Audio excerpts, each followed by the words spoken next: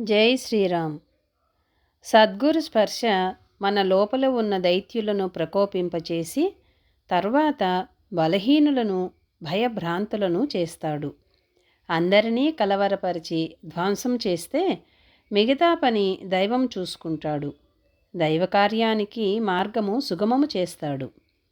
ఈ పని ఒక్కటే మిగిలింది. అశోకవనాన్ని ఎలాగూ ధ్వంసం చేశాను.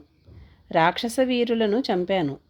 సైన్యంలో కొంత భాగాన్ని సంహారం చేశాను. ఇక ఈ పట్టణములో ఉన్న కోటను పాడు చేయవలెను.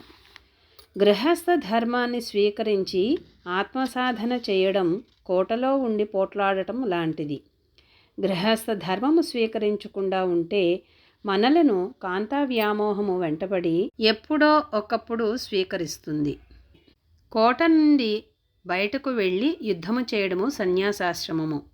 కాబట్టి గృహస్థాశ్రమమే గమ్యాన్ని క్షేమంగా చేరుస్తుందని పెద్దలు చెబుతారు. ఈ కోటను కూడా తగులబెట్టినట్లయితే సముద్రము దాటి వచ్చిన నా శ్రమంతా సఫలమవుతుంది. ఈ పనిని ఇప్పుడే నేను సులభముగా చేయవచ్చును. నా ఈ తోకను ఆశ్రయించుకుని ఉన్న అగ్నిహోత్రునికి ఈ లంకాపట్టణములో ఉన్న ఉత్తమ గృహాలతో సంతర్పణ చేయడము తగిన పని అనుకుని మండుతూ ఉన్న తోకతో మెరుపులు మెరిసే మహామేఘము వలె లంకాపట్టణము భవనాల మీదకు పోయినాడు హనుమంతుడు.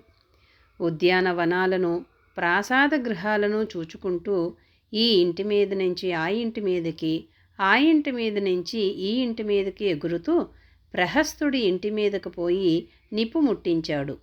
అంతేకాదు మహాపాశుడి ఇంటికి వెళ్ళి కాలాగ్ని జ్వాలల వంటి అగ్నిహోత్రాన్ని వదిలిపెట్టినాడు.